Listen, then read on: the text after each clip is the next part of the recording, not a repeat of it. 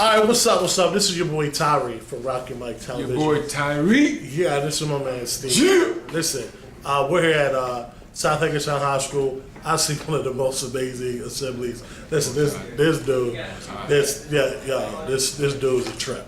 I'm here with Steve Fitzhugh. All the way he resides right now, and right now temporarily in DC. But you know how we do. We're gonna do it in interview style. So I'm just gonna ask Steve a couple questions. Interview style. And he gonna answer them, hopefully, and we gonna get on like that. All right. So Steve, first of all, just let the people out there in internet portal land know who you are and what you do.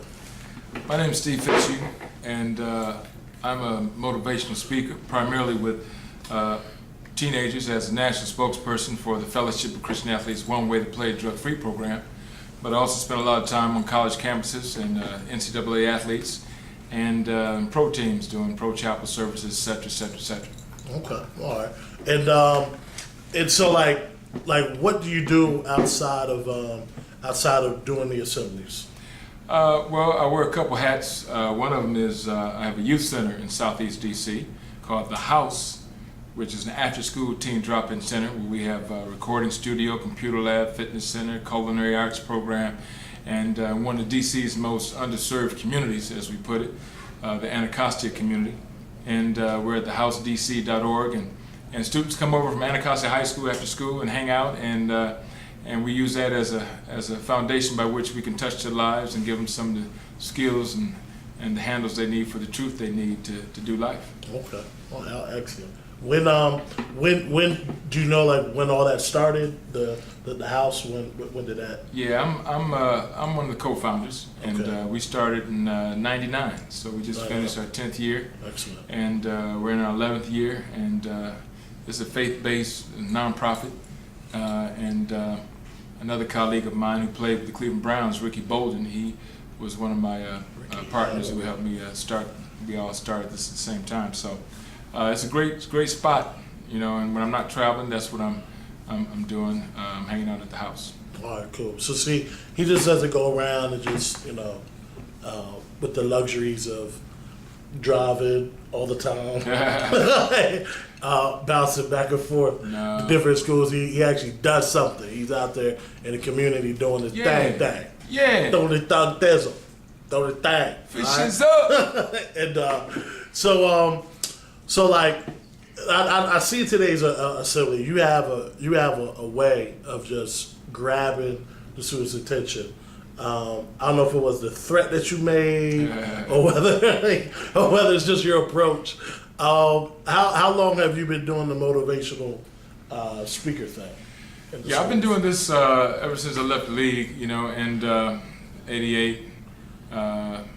And one of the things I realized is everybody has a lot of good things to say, but the reality is, you know, unless you can get somebody's attention, a lot of times what you have to say will go right over their head. So although in a hour-long assembly, I'm going to take 15 to 20 minutes just setting it up, you know, hanging out with the students, getting into their world, you know. Right. And then once I get into their world, I found that all the places in which I've been able to touch heartache in my life, I've been able to use those as places where I can touch the lives of young people and give them, you know, spit some truth about how to do life. Good.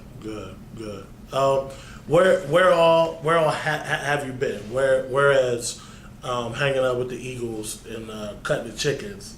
Whereas this journey take you. I know you said that you ate you ate on an Eiffel Tower. Would you come on over here? This ain't us and you. Come on, hold on.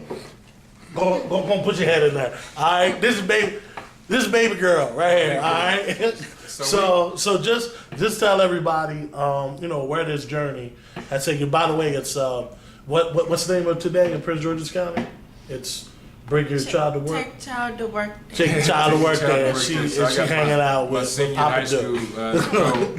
And yeah, we've traveled quite a bit. My daughters travel a lot with me during the summer, but I've traveled abroad, and we were over in England, not England, we were over in Germany, and then we drove over to Paris. And I've been to Australia. I spent a lot of time in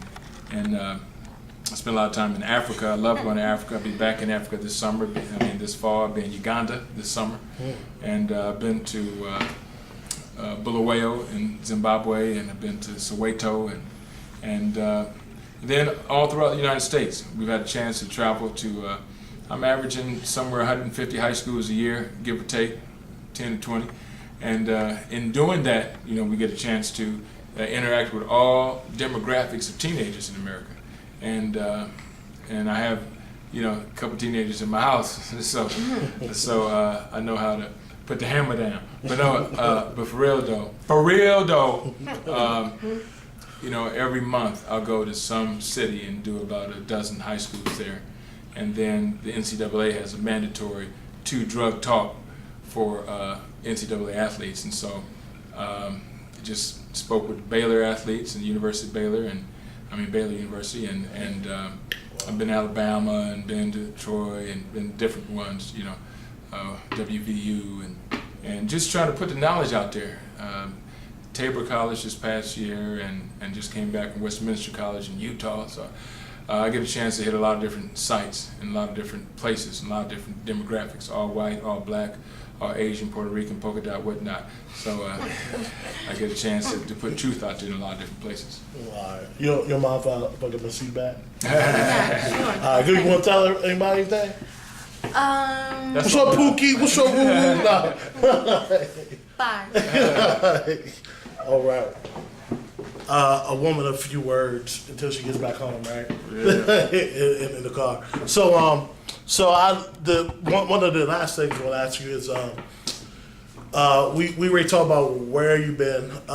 Why do you do what you do? What do you think your purpose, on this earth was? I know you started out as an NFL athlete. At that point, you probably was like, "This is what I'm created to do." But a bend in the road is at the end of the road unless we fail to make the turn. There was a time in your life where then you had to make a turn. The NFL, can I put that on my Facebook status page? You can do that. A bend in the road. A bend in the road. The end of the road unless you fail to make the turn. Hello. Hello. Hello. Hello. Who that here? All right. So because you had to make a turn, you found yourself doing something else, but you didn't, wallow in. Well, I found the NFL was this platform for me to fulfill my purpose. And I signed autographs today, not because I was an All-Pro, but I signed autographs today because although I'm 20 years removed from when I played in the NFL, I was able to guard my name, and I use it as a platform and to access the lives of young people. And the reality is, many of the ills that plague Americans today, if we can steer clear of those things in terms of the drug use and abuse and cigarettes and inappropriate behavior, we can still steer clear of those things before we turn 21, chances are they won't be an issue in our lives. Chances are they won't be an issue in our lives. And so this is a critical age, and I've had a number of students who have said, you know what, I was in Israel in December, and a lady who was there in Israel said, I know you from somewhere, and she said, it's going to come back to me, and she said, oh, do you sing an anti-smoking song called Nasty? I said, yeah.